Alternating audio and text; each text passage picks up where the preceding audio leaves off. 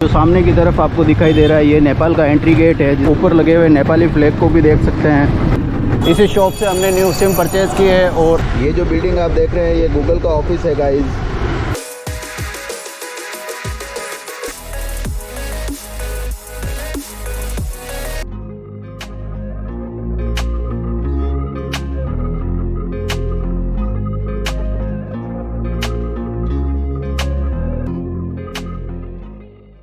तो hello friends, कैसे हो आप सब लोग। आई होप आप सब लोग अच्छे होंगे। मैं आपका अपना धर्मेंद्र नायक एक और नया वीडियो आपके सामने लेकर हाजिर हो चुका हूं। और आज जो हम हैं वो जोधपुर से दिल्ली की तरफ यात्रा करने वाले हैं।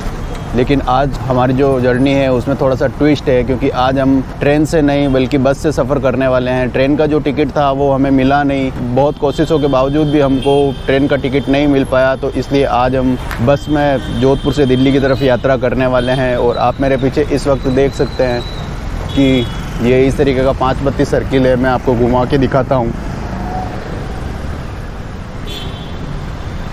ये कुछ इस तरीके का आपको 5 बत्ती सर्किल दिखाई देगा। यहाँ पर कुछ ही देर में अभी हमारी बस आने वाली है, तो खड़े खड़े हम बस का वेट कर रहे हैं और फिर हम दिल्ली की तरफ निकलेंगे यहाँ से।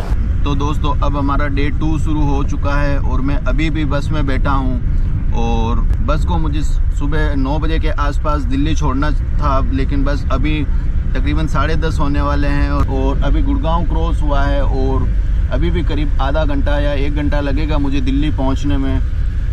तो दिल्ली पहुंच के मुझे थोड़ी सी शॉपिंग करनी है और फिर आनंद विहार से होते हुए हमें एक ट्रेन लेनी है जो हमें बिहार के रक्सौल बॉर्डर पर छोड़ देगी। चलिए तो फिर मैं थोड़ा बाहर का नज़ारा दिखाता हूं आपको।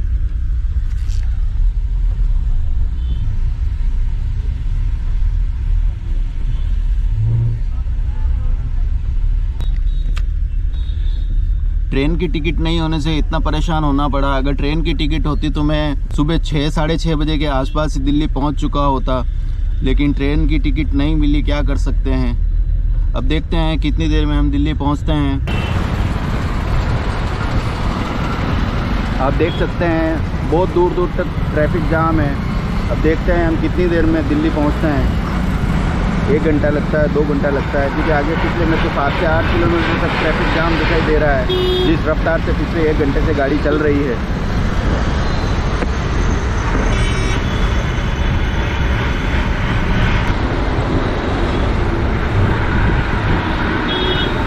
दोस्तों, ये दिल्ली गुड़गांव हाईवे है। आप ये देख सकते हैं सामने गूगल का ऑफिस बना हुआ, उसके पीछे यूनिटेक का ऑफिस बना हुआ। ये जो बिल्डिंग आप देख रहे हैं ये गूगल का ऑफिस है गाइस, और ये MG हेक्टेयर का शोरूम है।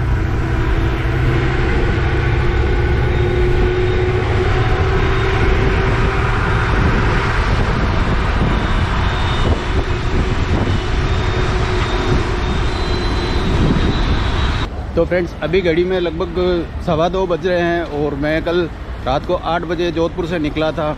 बस ने जो मुझे है वो करीब 1 से 1:30 बजे छोड़ा और मुझे थोड़ा सा कुछ कैमरा का सामान लाना था, तो वो सामान लाकर मैं अब ISBT जो आनंद विहार का ट्रेन टर्मिनल है वहाँ आ चुका हूँ। और अब हम ट्रेन टर्मिनल की तरफ ही चल रहे हैं। आप देख सकते हैं ये आनंद विहार का ट्रेन टर्मिनल है और अब हम ट्रेन की तरफ ही चल रहे हैं गाइस। हम आनंद विहार से ट्रेन लेकर जो रक्सौल बॉर्डर है उसकी तरफ ही आगे बढ़ रहे हैं। अब चलकर सबसे पहले जो हमारी ट्रेन है उसमें बैठते हैं, फिर मैं आगे आपसे बात करता हूं। तो दोस्तों, जैसा कि आप देख सकते हैं इस वक्त मैं ट्रेन में बैठ चुका हूं। आज हम आनंद विहार से बापूधाम मोतिहारी की तरफ यात्रा करने वाले हैं और बाहर काफ़ी भीड़ होने की वजह से मैं आपको स्टेशन नहीं दिखा सका, लेकिन आगे जो भी होता है वो मैं आपको दिखाने की कोशिश करूँगा। तो आप आगे बने रहिए। आगे मोतिहारी से हम रक्सौल होते हुए नेपाल के अंदर एंटर करने वाले हैं। जो ट्रेन है वो ऑन टाइम आनंद विहार से डिपार्चर कर चुकी है, आप देख सकते हैं।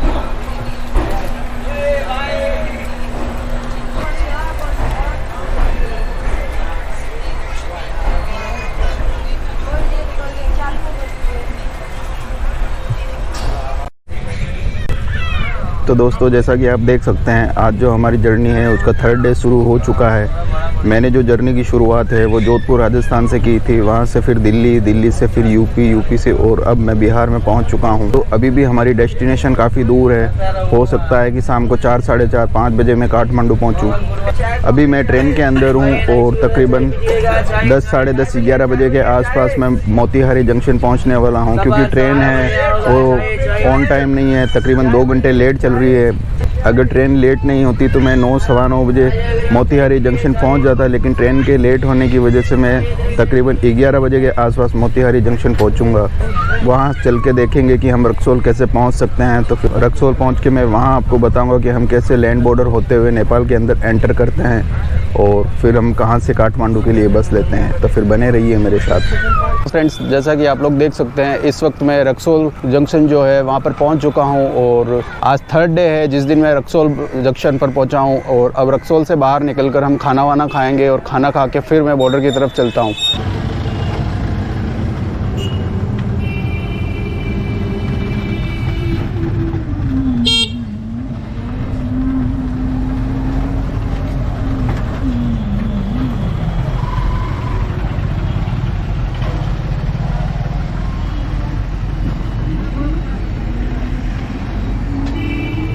ये जो अभी आपने देखा ये इंडियन कस्टम्स था।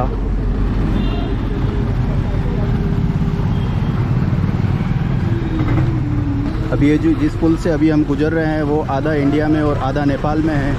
अभी हम इंडियन साइड में हैं।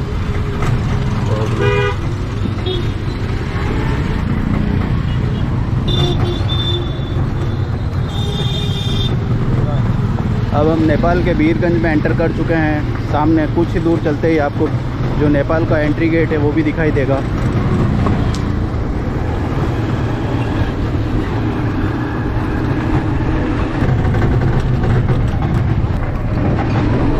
ये जो सामने की तरफ आपको दिखाई दे रहा है ये नेपाल का एंट्री गेट है, जिससे हम अंदर नेपाल के अंदर एंटर करने वाले हैं। देखते हैं आगे किस तरह के हमसे डॉक्यूमेंट्स की डिमांड होती है या नहीं होती है। आप ऊपर लगे हुए नेपाली फ्लैग को भी देख सकते हैं।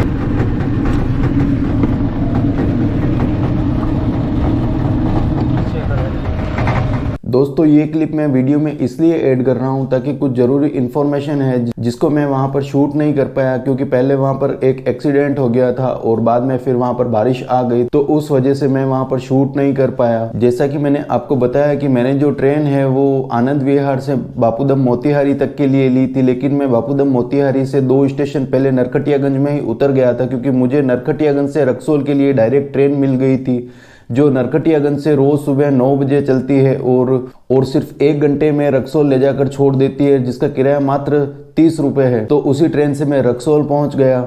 रक्सौल रेलवे स्टेशन से बाहर निकलते ही मुझे एक ई रिक्शा मिल गया जो मुझे इंडिया नेपाल के बॉर्डर तक ले गया और इसने मुझसे 10 रुपये चार्ज किए। यहीं पर आकर मैंने जो करेंसी है उसको भी एक्सचेंज करवाया। अब आप चाहें तो करेंसी बॉर्डर पर भी चेंज करवा सकते हैं, बहुत सारे छोटे छोटे स्टॉल्स लगे हुए हैं, या चाहें तो आप नेपाल में भी जाकर आप करेंसी चेंज करवा सकते हैं। अब मैं आपको इंडिया नेपाल का करेंसी रेट्स बता देता हूँ। 1 इंडियन रुपी में 1.6 नेपाली रुपीस होते हैं और आगे आने वाले 8 से 10 वीडियो में मैं आपको जो भी प्राइस बताने वाला हूँ वो नेपाली रुपीस में ही बताऊंगा। कोशिश करूंगा कि स्क्रीन पर नीचे इंडियन रुपीस में उसका कितना बनता है वो भी साथ में शो करूं, लेकिन कभी ऐसा भी हो सकता है कि मैं नेपाली रुपीस को इंडियन रुपीस में कन्वर्ट करना भूल गया हूं, तो मैंने आपको करेंसी रेट्स बता दिए ताकि आप भी कैलकुलेट कर सकते हैं। चलिए मैं आपको नेपाल में जो अभी नोट चलते हैं वो मैं दिखाता हूं। सबसे पहले तो ये 100 रुपए का नोट है नेपाल का, आप देख सकते हैं।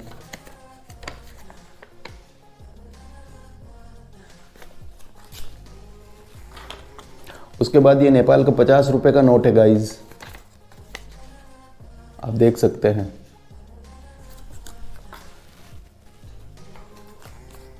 उसके बाद ये 20 का नोट है।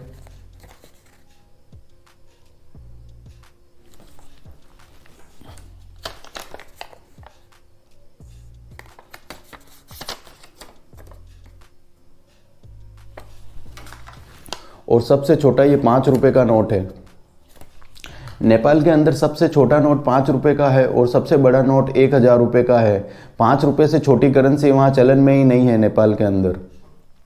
तो ये कुछ नेपाल के नोट्स थे जो मैंने आपके साथ शेयर किए। अब यहीं से करेंसी चेंज करवाने के बाद मुझे नेपाल के अंदर एंटर होने के लिए एक दूसरा ई रिक्शा मिल गया जिसने 20 रुपये चार्ज किए।